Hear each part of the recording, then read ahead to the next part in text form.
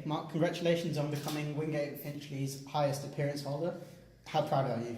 Yeah, very proud. It's a big achievement for myself. Started many years ago.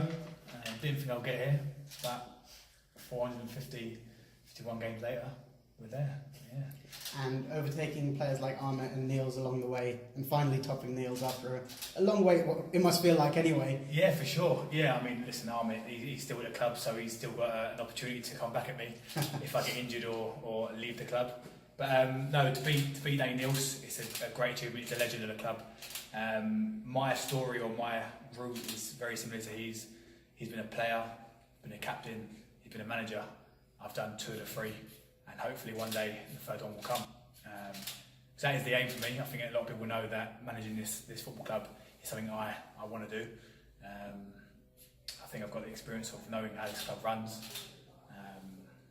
and knowledge of football right behind it, you know. But no, to answer the question, yes, to overtake Ahmet and obviously to beat Niels is a massive achievement. Something I am proud of. You don't see it often, especially these days. Loyalty in football is not there no more. Yeah. But I finally done it. Okay. Let's start with the low points, and we'll make this a bit more cheerful afterwards. Yeah. What would you say is the lowest point for you in the time you've been here? I think the lowest point would be relegation. We got a reprieve, obviously, of course. Yeah. I think it was my first year as captain. So I used to get banned quite a lot, to be fair. So we get relegated, but luckily enough, we got a reprieve, and then we didn't look back from then. We kept progressing as a club. But no, I think that was probably the lowest point. I've never been involved in the relegation scrap or battle before.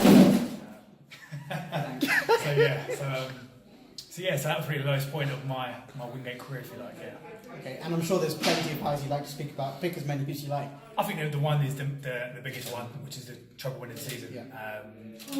Everything about the boys were there. Like the editors now, you know. The treble-winning season, the squad, the club, everything about it was amazing year. And come December, wasn't it? We had no right in terms of getting promotion or playoffs come December, but the boys come together. And when Lewis Jones scored that 90th minute goal, I think me and Niels both dropped to our knees, because it was many years in trying to achieve something. We knew we had the squad to do it, and that year we made it happen. So I think that's the highest point of my Wingate career. Probably one of the highest of my whole career, not just Wingate. You know, it's definitely up there, because as a player, you don't get many opportunities to get promotion with any club. So me personally, I've had 2, which is nice. Before Wingate, it was nice to win treble that year. Yeah. There's a couple of boys drifting in and out, and don't be worried about offending them, but who would you say is the best player you've played with in your time at Wingate?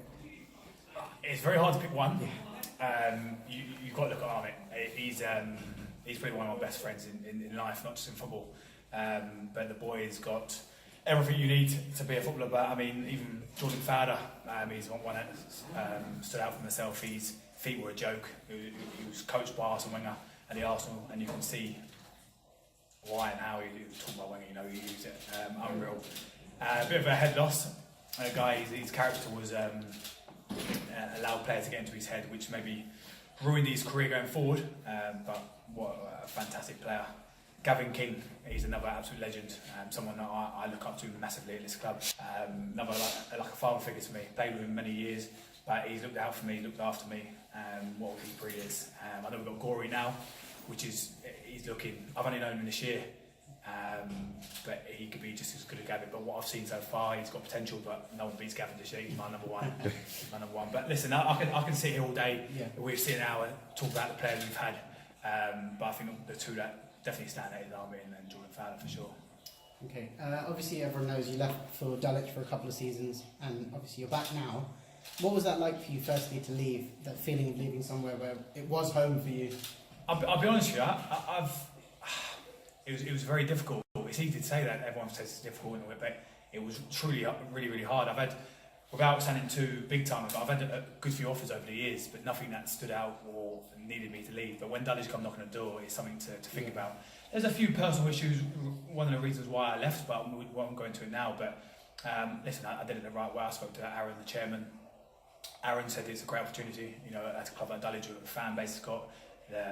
potential it had, and I wasn't getting any younger by the time I left. So it was a good opportunity, a challenge that I liked, and I went there to try and achieve a promotion. The first year we lost in the playoff final, the second year we got promoted, playing over 106 games for them. So I've got to admit, it's one of the best times of my football career. You know, Dulwich is a fantastic club. I've not got one bad word to say about it. But again, a personal highlight was again a playoff win. And against Hendon, which was against nice for us. which is great. They're rivals.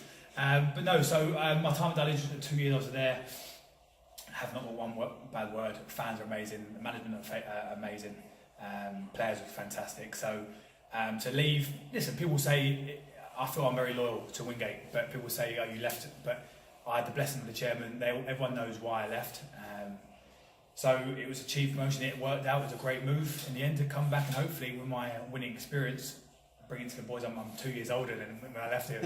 I'm an old boy, 30 years old, but hopefully I can bring my experience to players here and try and get us up the table and hopefully get the playoffs ourselves. And finally, coming back to Wingate, was that the easiest decision you could have made once you knew you were leaving Dulwich? Listen, there's no non-league club I want to play for. You know, apart from obviously when Dulwich come knocking, I knew I'm not getting younger. I'm looking into management myself. How many years left of playing, I don't know. But there was no other. Listen, when you win the playoffs, you have clubs knocking on the door. I had options, but I think speaking to Aaron, he knows where I want to go. Hopefully he can put into place in a good few years, I know 2, 3, 4 years, who knows. But I do want to be manager of this club one day, and that was one of the reasons to come back. But also to keep this club progressing. You know, they've got the playoffs the first year I left. Yeah. Full time! Yes! Come on! Yes! Come on! Yes! That's it!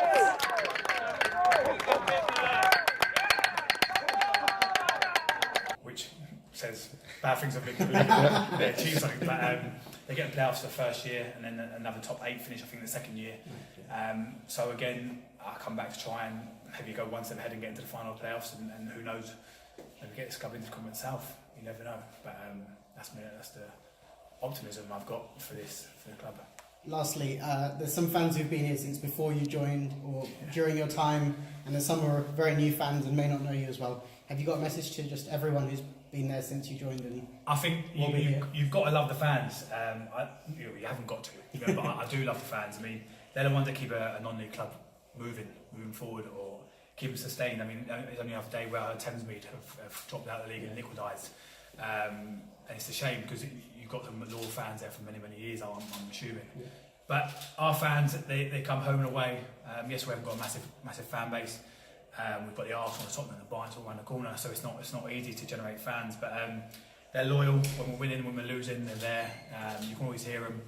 So the old guys keep following us. I love your support. The new guys, there will be ups this year and there will be downs, but stay with us because I'm sure with this club there'll be more ups.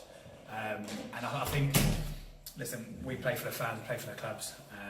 As a fan, it's nice to be close to the action. After the game, we go into the bar and we speak to them and we give them time, and they give their time as well. You know, they spend most of the Saturdays coming to see us, so we want to try and give them something back, really. You know. So no, we'll hopefully keep our name on the map, progress in the FA Trophy, progress up the league, and then hopefully our name gets spread about and more fans come down and see what a great club this is. Brilliant, thank you very much and congratulations. Thank you, cheers. Thank you.